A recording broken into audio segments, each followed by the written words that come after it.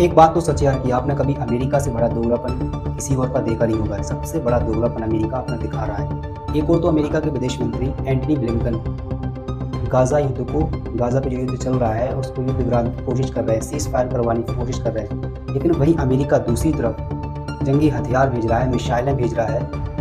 एक बार फिर से अमेरिका ने 32 करोड़, जी हाँ दोस्तों आपने सही सुना, 32 करोड़ डॉलर के हथियार भेजे हैं इसराइल के लिए, वेपन्स भेजी हैं, मिसाइलें भेजी हैं इसराइल के लिए। तो अब आप खुद बताइए, जब आप इसराइल को हथियार दोगे वो क्या करेगा? उससे खेलेगा क्या?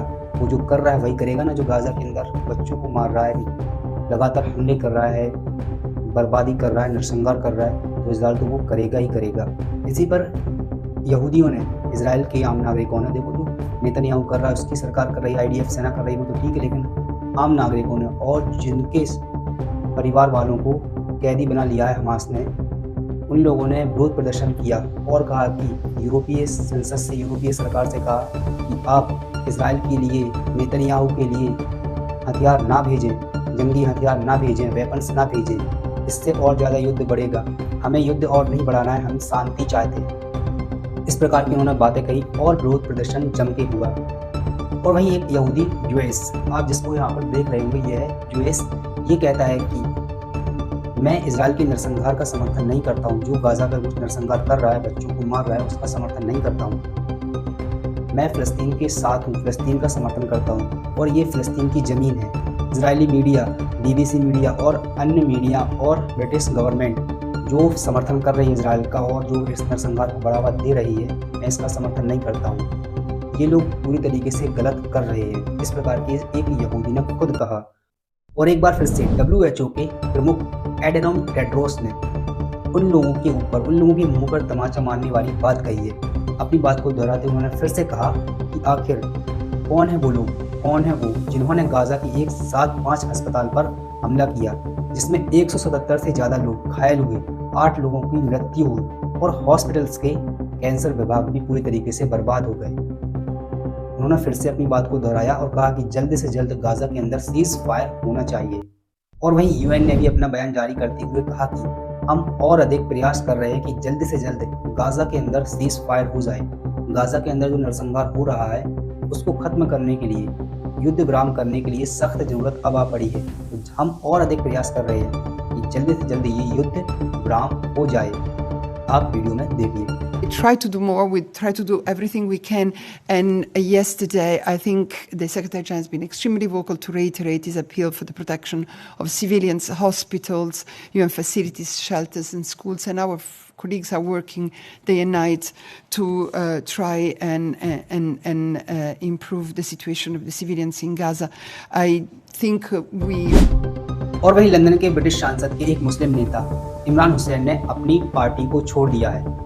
जो उनकी लेबर पार्टी थी उसको छोड़ दिया है। ये तब हुआ जब उनकी पार्टी के एक मंत्री स्टारमर ने, जो गाजा में नरसंहार चल रहा है, इसका समर्थन किया और जो इसराइल का समर्थन किया, इसराइल से कहा कि आप युद्ध विराम मत करो। उन्होंने यह सब एक रेडियो इंटरव्यू के दौरान कहा कि मैं इसराइल के साथ हूँ, उनका समर्थन किया।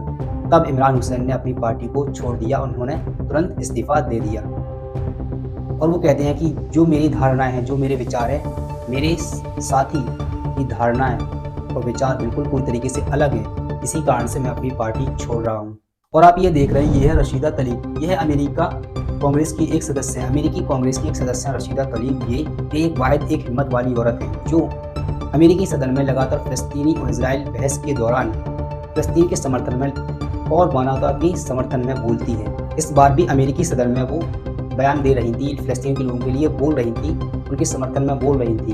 उन्होंने कहा कि फ़लस्तीनी लोग डिस्पोजेबल नहीं हैं, हम भी और इंसान की तरह ही इंसान हैं, फ़लस्तीनी लोग भी स्वतंत्रता से रहना चाहते हैं, जो उनका हक है। जब उन्होंने ये कहा तो उनकी पार्टी के लोग भी उनकी निंदा करने लगे, उन्हें बुरा भला कहने लगे।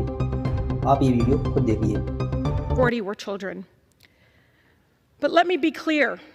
My criticism has always been of the Israeli government and Netanyahu's actions. It is important to separate people and governments, Mr. Chair. No government is beyond criticism. I can't believe I have to say this, but Palestinian people are not disposable.